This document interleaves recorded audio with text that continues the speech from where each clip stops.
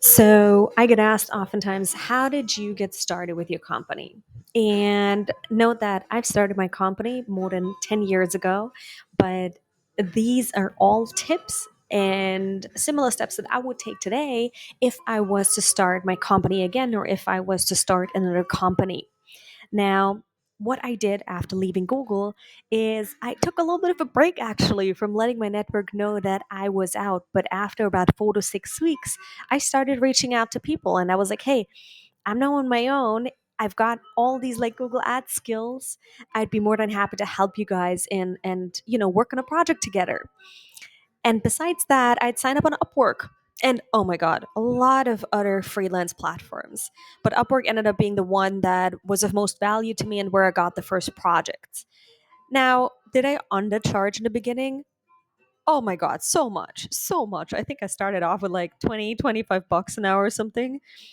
And my strategy was to first get a couple of clients, do the work really, really well, so that then later on I could get the referrals from them, get their good feedback, and that they would then bring in new clients. And that strategy seemed to pay off because about 4 months after I left Google, I'd started making more money in a month than what I was making at Google in a month. So I had replaced my salary from Google within 4 months. And oh, I thought this was normal, but mind you, I'm coming from a non entrepreneurial family. I was the first one in my family to finish university. So, like, I was the first one to create a company. So there's just like a lot of firsts, but just because I didn't and I didn't think too much about it and I didn't make it mean too much, I just went for opportunities. And I think that's extremely important.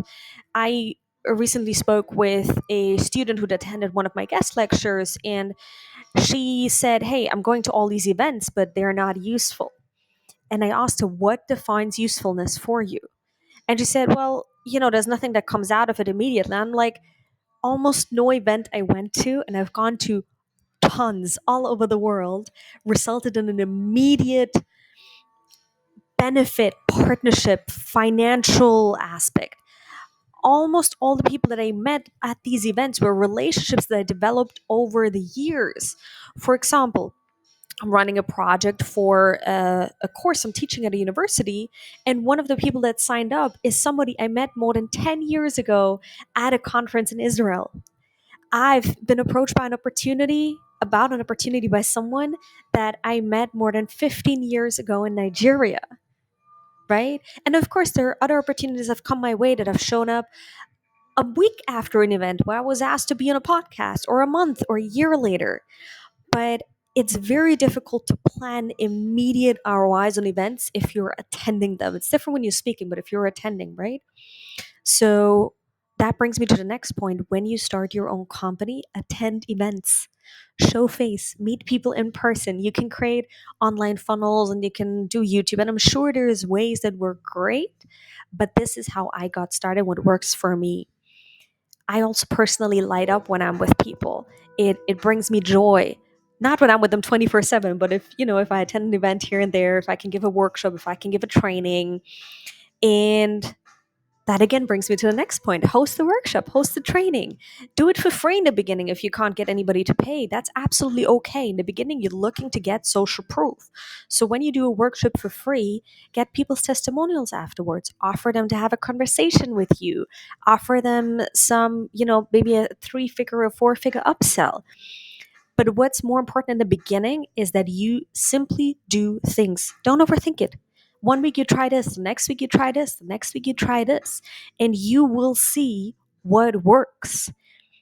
Also, this year I've tried more things than ever before, and I've also failed more than ever before. I've got more no's than ever before. Did it hurt? Yes, but it also made me a whole lot smarter in terms of what works, what doesn't work. I can use that advice for other people, I can use that advice for our clients, and I've built up a lot of skills and knowledge along that way. So, if you're just getting started, offer free workshops, get on the freelance platforms.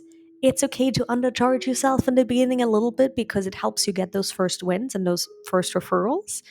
And attend events, right? Show your face, meet people, get people for a coffee shop, take people for a coffee, meet them for lunch.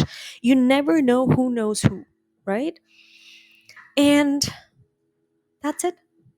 Wherever you're watching this, let me know in the comments below what's one way you're trying out right now to get more clients. What are you willing to do this week, right now, this week, in order to get your first couple of clients or to get more clients? Let's have that conversation. And if I have any ideas that can support you, I will let you know and I will comment.